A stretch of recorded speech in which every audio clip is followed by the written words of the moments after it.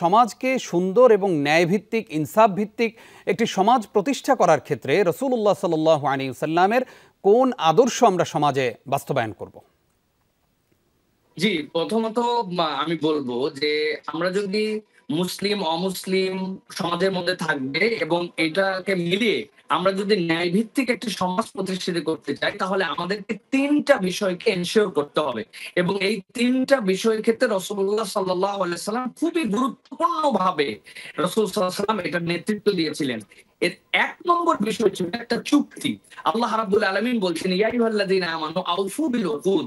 তোমাদের সাথে যে চুক্তি করা হবে, তোমরা চুক্তির অঙ্গীকারসমূহ পূর্ণ করো।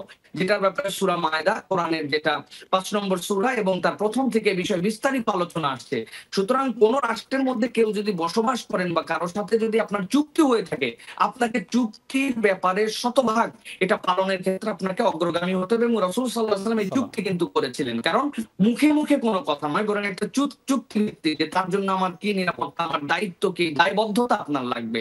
এটা কেবল ছেলে খেলার কোনো চুক্তি নয়। দ্বিতীয়ত, অমুসলিম নাগরিকদের যে অধিকার, রাসূলুল্লাহ সাল্লাল্লাহু আলাইহি ওয়াসাল্লাম এটাকে সুনিশ্চিতভাবে নিশ্চিত করেছিলেন। যে বিষয়ে সহিহ বুখারী এবং মুসলিমের মধ্যে আসছে, মান কাতালা মুআহাদান লাম ইয়ারাহ রাহাতাল জান্নাহ। নবী করিম সাল্লাল্লাহু আলাইহি ওয়াসাল্লাম বলছেন, যে ব্যক্তি চুক্তিবদ্ধ অথবা কোন মুসলিম দেশে অবস্থানকারী কোন অমুসলিমকে কাউকে হত্যা করবে, সে জান্নাত তো দূরের কথা, জান্নাতের ঘ্রাণ পর্যন্ত পাবে না। তাহলে মুসলিম এবং অমুসলিম একই ভূখণ্ডে থাকা অবস্থায় একজন অমুসলিমের জানকে আল্লাহ রাসূল সাল্লাল্লাহু আলাইহি ওয়াসাল্লাম এত বেশি গুরুত্ব দিয়েছেন যে মুসলমানদের জন্য জান্নাত তো দূরের কথা, জান্নাতের সুঘ্রাণও পাওয়া যাবে না। কত বড় হুমকি! তাহলে এইটা রাসূল সাল্লাল্লাহু আলাইহি ওয়াসাল্লাম নিশ্চিত করেছিলেন। তৃতীয়ত যেটা ছিল ন্যায়সঙ্গত বিচার। আমরা সকলেই জানি এক ইহুদি এবং মুসলিমের মধ্যে রাসূল সাল্লাল্লাহু আলাইহি ওয়াসাল্লামের কাছে বিচার নিয়ে আসছে এবং মুসলিম তো আশাই করেছে মুহাম্মদ সাল্লাল্লাহু আলাইহি ওয়াসাল্লাম আমাদের ধর্ম নিয়ে আসছেন, আমি মুহাম্মদ সাল্লাল্লাহু আলাইহি ওয়াসাল্লামের উম্মত। আর ইহুদি তো রাসূল সাল্লাল্লাহু আলাইহি ওয়াসাল্লামের বিরোধিতা করে, যদিও এক রাষ্ট্রের মধ্যে আছি। কিন্তু ন্যায় বিচারের ক্ষেত্রে রাসূলুল্লাহ সাল্লাল্লাহু আলাইহি ওয়াসাল্লাম এই ক্ষেত্রে ইহুদির পক্ষে রায় দিয়ে দিলেন। এই যে ন্যায়সঙ্গত বিচার সুনিশ্চিত করা, অমুসলিমদের নাগরিক অধিকারকে লিখিত এবং চুক্তি ভিত্তিক যা করা হবে সেটার সাথে অঙ্গীকার রাখা, এইটাই ছিল ন্যায়ভিত্তিক সমাজ গড়া রাসূল সাল্লাল্লাহু আলাইহি ওয়াসাল্লামের মূল বিষয়। আমি যদি আমাদের বিশ্ব ব্যবস্থায় দেখি, এই ৩ ক্ষেত্রে আমরা সবচেয়ে বেশি পিছিয়ে আছি এখন। আমরা কেউ কারো অধিকার দেই না।